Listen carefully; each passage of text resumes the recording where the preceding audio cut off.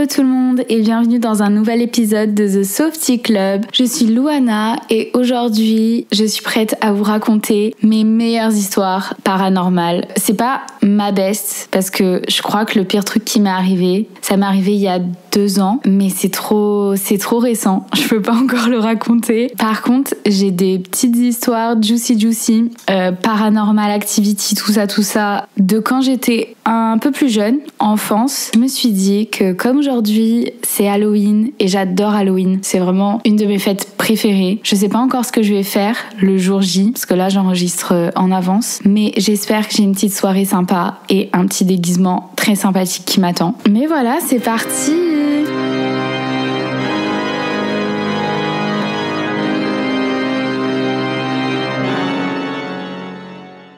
Alors déjà, je pense qu'il faut poser un peu le décor, entre guillemets. Je viens d'une famille qui est pas forcément très sensible à ce genre de choses, on va dire. Parce que là, les histoires que je vais vous raconter, c'est des choses qui me sont arrivées à moi seule et quand j'étais assez jeune, en fait, et je gardais beaucoup de choses pour moi. Je le communiquais pas, je le disais pas à ma famille, je le racontais à vraiment personne autour de moi. Du coup, c'est que un peu plus tard, donc à l'âge adulte, où j'ai commencé à m'intéresser à la spiritualité et aux histoires paranormales en général.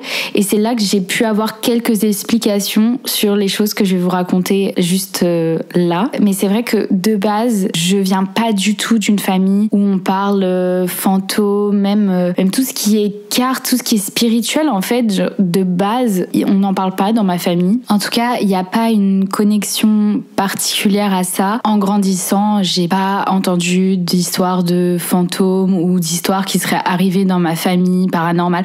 Il y a vraiment, j'étais très neutre par rapport à ça. J'en entendais pas parler, je ne connaissais pas, je ne cherchais pas à connaître non plus. J'étais juste une enfant. Donc voilà. Très neutre de ce côté-là dans ma famille. Ce que je veux dire et pourquoi je le dis, c'est parce que, à part peut-être, on peut dire mon imagination d'enfant, il y avait rien d'autre à part ça. C'est-à-dire, il n'y avait pas d'histoire racontée par des adultes autour de moi, etc. Alors, le premier truc vraiment paranormal qui m'est arrivé dans ma vie, c'est une histoire que pendant très longtemps j'ai pas racontée parce que en grandissant, même si je sais ce que j'ai vu et je sais ce que j'ai senti, je sais aussi très bien qu'il peut y avoir l'argument de l'imagination de l'enfant qui rentre en compte. Donc c'est pas une histoire que j'ai racontée très souvent. C'est vrai que d'habitude quand je raconte mes histoires paranormales, je raconte toujours la deuxième histoire que je vais vous raconter juste après. Mais cette fois du coup, je vais vous raconter la première parce que en grandissant et en étant plus curieuse par rapport à ces thèmes-là, j'ai appris plus d'informations sur ça. C'était très bizarre. Donc je vous raconte. J'avais, je pense, entre 7, 8 et 9 ans. C'était dans ces âges-là. J'habitais en région parisienne avec ma famille. J'avais une chambre pour moi toute seule. Une chambre que j'adorais, où je me sentais bien. Et j'étais une enfant qui avait... donc oui, beaucoup d'imagination, mais j'avais pas peur des choses. Genre, je me créais pas d'histoires qui me faisaient peur, je racontais pas d'histoires qui me faisaient peur. J'étais vraiment très chill. Un soir, donc j'éteins la lumière et quand j'étais enfant, souvent j'allais me coucher, je lisais un livre et ensuite j'étais fatiguée, j'éteignais la lumière et je m'endormais. Voilà.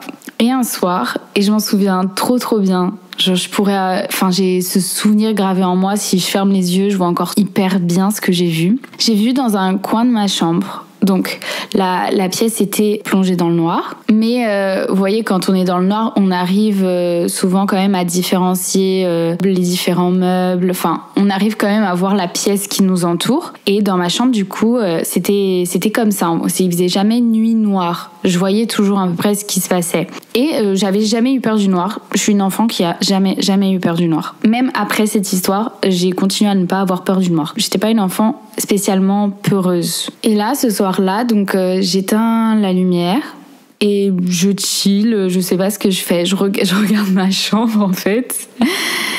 Et là, je vois dans le coin de ma chambre une silhouette. Une silhouette noire en fait, un peu comme une silhouette d'ombre. Vous voyez, c'était juste... La pièce était dans la pénombre, mais cette silhouette était vraiment plus noire et assez opaque finalement. C'était vraiment noir. Et donc il y a cette silhouette qui était grande et qui avait un chapeau. Et je m'en souviens trop bien de voir ça, de voir cette silhouette avec ce chapeau. Et de regarder cette silhouette et de commencer à sentir du coup mon cœur qui s'accélérait. Mais je me souviens de vraiment voir ça et de pas directement avoir peur d'allumer la lumière ni rien, mais d'être vraiment hyper curieuse par rapport au truc. Je me souviens d'observer cette chose et de commencer à sentir du coup la peur qui montait. Et là, j'ai fermé les yeux et je me souviens de me dire, en gros, oh là là... je sais pas, il y a un truc dans ma chambre. Je savais pas quoi, mais il y avait un truc dans ma chambre. Donc encore dans cet élan de curiosité, j'imagine, c'est la première fois que ça m'arrivait un truc comme ça et pour moi c'était inédit ce qui se passait. Je réouvre les yeux et là je vois qu'en fait la silhouette s'est rapprochée. Là je me rends compte, je ferme un petit peu les yeux mais tout en continuant à voir et je me rends compte qu'en fait la silhouette, elle s'approche de moi. Donc la silhouette qui était assez loin de moi de base parce qu'elle était dans le coin opposé de ma chambre, et ben là en fait je me rends compte qu'elle s'approche. Donc là, prise d'un élan de panique, j'avais vraiment hyper peur. Je ferme les yeux hyper fort, je ne les ouvre plus et je me dis ok, je vais juste plus du tout ouvrir mes yeux et c'est fini quoi. Je vais m'endormir, je vais faire comme si j'avais rien vu, mais tout en ayant conscience, parce que du coup j'ai bien observé le phénomène. Le phénomène, c'est qu'il y avait une silhouette noire. Ça ressemblait à un homme du coup, enfin j'associe ça à un homme parce que c'était une silhouette qui était assez grande et je me souviens que ça s'approchait et je me souviens que ça m'avait inquiétée, que j'avais eu peur parce que c'était bizarre, mais en tout cas, et par rapport à d'autres histoires que ensuite j'ai pu écouter dans le futur, cette ombre qui oui me faisait peur parce que c'était bizarre, ne me touchez pas, ne parlez pas, ne chuchotez pas, ne murmurez pas. Je veux dire, il n'y avait rien en fait, c'était juste là et ça s'approchait et c'est comme si ça me regardait. Et en fait, comme c'était une ombre, il n'y avait pas de visage. Il n'y avait même pas vraiment de vêtements que je pouvais distinguer, il n'y avait rien. Juste, je sais qu'il y avait ce chapeau, mais parce que ça faisait partie de l'ombre, donc je le voyais forcément. De là, j'arrive à m'endormir et comme je vous ai dit, j'étais une enfant qui gardait beaucoup les choses pour moi.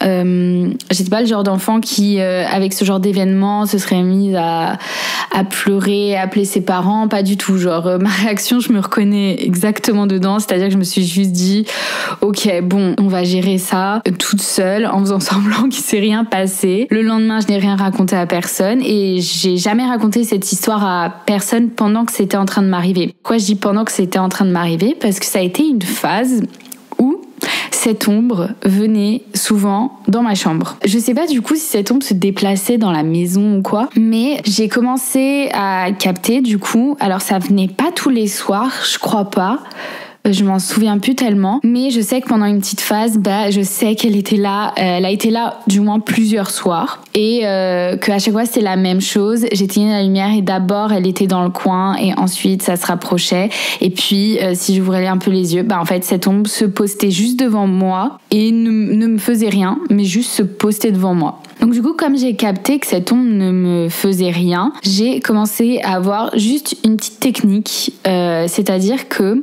le soir, je lisais mon livre et ensuite, quand j'étais fatiguée, au moment où j'éteignais la lumière, je fermais immédiatement les yeux. C'est-à-dire que tout ce truc, comme je vous ai raconté au début, que parfois je regardais ma chambre dans la pénombre, je regardais ma chambre jusqu'à m'endormir en gros, là j'ai totalement arrêté de le faire. Parce que j'avais déjà testé du coup de éteindre la lumière et d'ensuite juste pour vérifier me dire bon vas-y ouvre les yeux vite fait et juste regarde si l'ombre elle est là, et parfois elle était là et parfois elle était pas là. J'ai vérifié, j'ai vraiment une attitude hyper de curiosité face à ce qui se passait, dans le sens où je savais qu'il y avait une ombre et je me suis juste dit bon, tant que ça me fait rien, j'ai juste développé une technique pour pas avoir peur quand je m'endormais et j'ai commencé à faire ça. Donc j'éteignais la lumière et je fermais les yeux immédiatement. Et ça, c'est quelque chose que j'ai gardé du coup dans ma vie et que j'ai fait jusqu'à très récemment. Je l'ai fait jusqu'à au moins mes 22 ans. C'était devenu ma technique d'endormissement. Je regardais plus les pièces dans la pénombre. Cette histoire passe. au bout d'un moment, j'ai changé de chambre. Et quand j'ai changé de chambre, je n'ai plus cette ombre dans ma nouvelle chambre. Ça, c'est la première histoire où vraiment, dans l'enfance, où je me suis dit, ok, là, je suis en train de vivre un truc qui était bizarre. Et c'est pas une histoire que je raconte souvent. Il y a quelques années, il y a moins de 3 ans, je me suis fait un ami qui s'appelle Giovanni. Un ami qui donc est très spirituel, dans la magie, etc.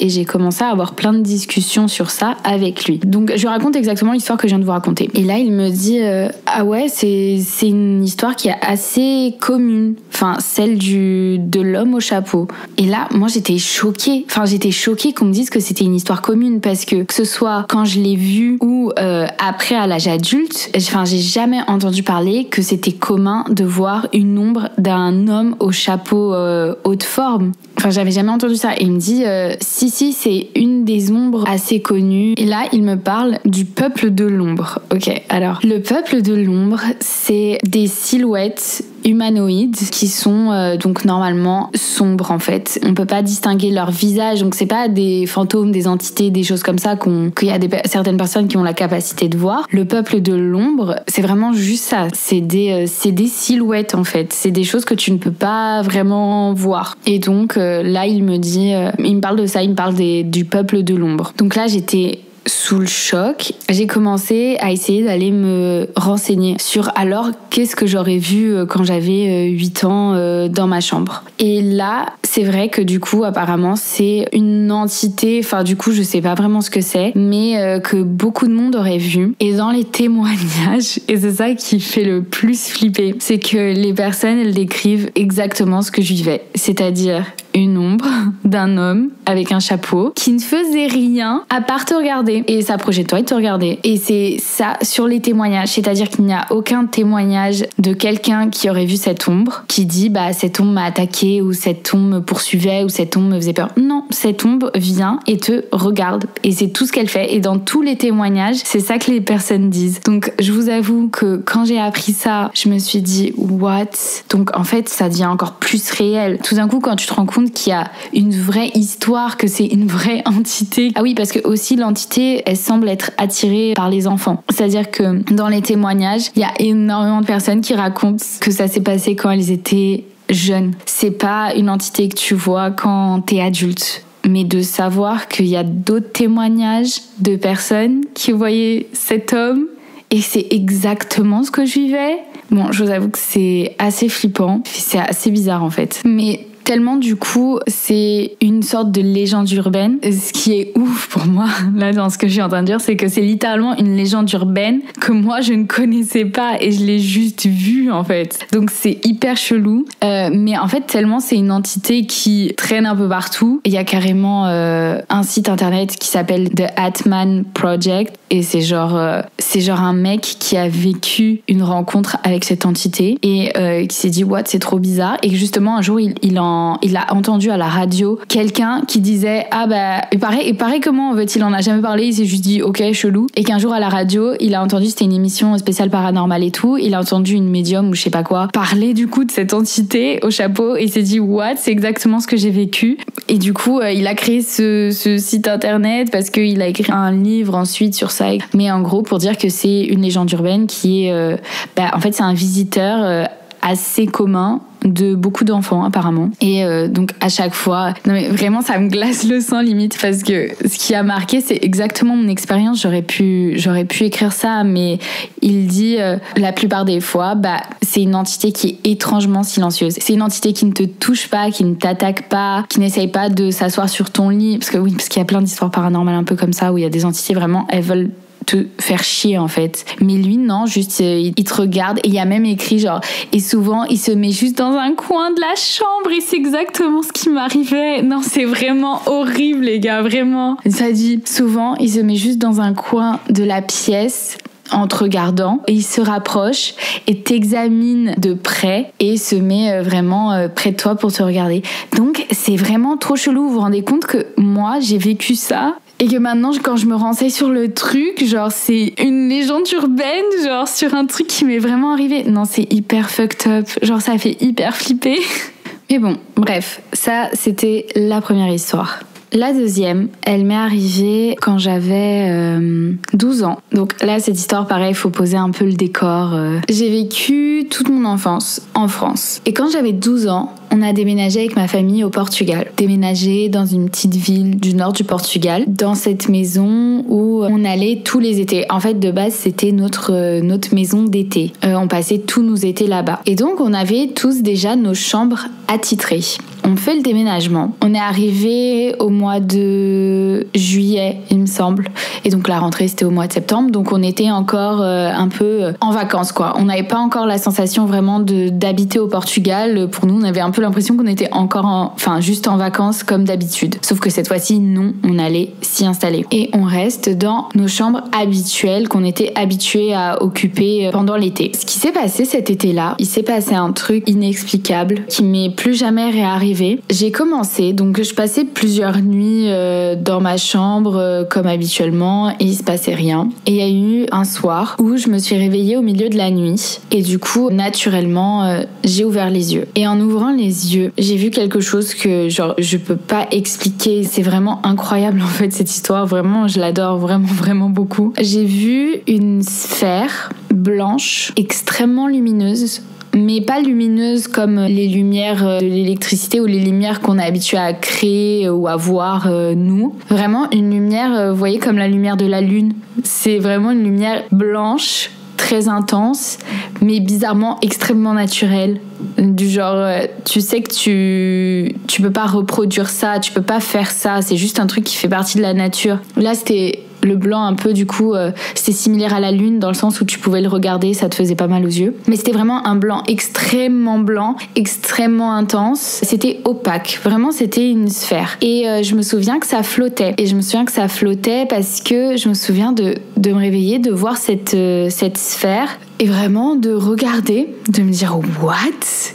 Qu'est-ce que c'est que ça dans ma chambre ?» Enfin, d'être vraiment sous le choc. Et donc, je me souviens vraiment de voir que ça flottait et de voir que c'était tellement lumineux. Bah, vous voyez quand il y a quelque chose qui illumine un peu comme une lanterne, vous voyez genre les flambeaux. Bah, vous voyez quand il y a une bougie par exemple. Genre vous voyez que la lumière c'est pas comme une ampoule qui illumine vraiment tout. C'est plutôt une lumière, bah oui, ça vient du feu et du coup ça éclaire très bien ce qu'il y a autour et pas très bien ce qu'il y a un peu plus loin. Vous voyez cet effet de lumière un peu que j'essaie de décrire. Bah, en gros cette sphère, elle faisait ça. C'était je voyais qu'elle flottait et que du coup ça éclairait vachement bien le parquet juste en dessous d'elle avec cette lumière un peu vraiment blanche mais naturelle. Et ouais, non mais je sais que c'est dingue, genre maintenant je suis en train de vous expliquer ça, je me dis mais c'est vraiment dingue cette histoire. Et donc là je vois cette sphère et contrairement à l'ombre que je voyais quand j'étais enfant, elle me faisait pas peur, mais ceci dit je savais que c'était un truc inexplicable, un peu paranormal, et du coup ma réaction ça a quand même été juste de fermer les yeux et de plus les ouvrir, un peu comme la même technique que j'avais eue la première fois qu'il m'était arrivé un truc paranormal. Mais cette fois j'avais pas peur, mais c'est juste que je me suis dit ok, non, un truc paranormal, non merci, et j'ai juste fermé les yeux. Et pareil, je me suis endormie exactement comme le truc de l'ombre. Cette sphère, elle venait le soir et elle me réveillait au milieu de la nuit. J'ai commencé à me réveiller le soir et je savais que c'était parce qu'il y avait la sphère. Une autre nuit, je me suis réveillée au milieu de la nuit. Du coup, naturellement, j'ai ouvert les yeux et qu'est-ce que je vois ? La sphère. Et la sphère, elle était jamais au même endroit parce que elle flottait, genre, elle savait se déplacer. Et ensuite, j'ai appris qu'elle savait se déplacer et vous allez savoir comment j'ai su. Et c'est pour ça que cette histoire est oufissime. Je tiens à dire aussi que c'était pas la lune, c'était pas un reflet, c'était vraiment quelque chose d'exceptionnel. Et ça, c'est vraiment un truc que quand tu le vois, tu sais qu'il y a pas d'explication. Ça faisait pas peur et c'était assez apaisant, je dois dire. Bizarrement. Enfin, je fermais les yeux, ça me faisait un peu peur parce que je savais que c'était pas normal, mais en même temps, ça avait rien de comparé aux émotions que m'avait provoqué l'ombre ou que même m'ont provoqué d'autres choses qui me sont arrivées après, plus tard dans ma vie. Mais du coup, même si ça me faisait pas peur, il y avait quand même tout cet effet paranormal qui est pas hyper confortable. Cette sphère a continué à me réveiller au milieu de la nuit, d'autres nuits, sauf que juste quand je me réveillais, bah, je gardais les yeux fermés parce que de toute façon, oui, je la voyais, mais enfin, je savais pas ce que c'était. Encore une fois, très peu spirituel, j'avais jamais entendu parler de choses comme ça. J'en parlais pas à ma famille à chaque fois. Donc c'est juste des choses que je vivais en fait d'une manière très solitaire, qui avait pas d'explication. Et donc en fait pour moi, si c'est quelque chose qui avait pas d'explication, je savais que c'était là, mais de toute façon je savais que j'allais pas en parler. Donc je continue à dormir et puis voilà quoi.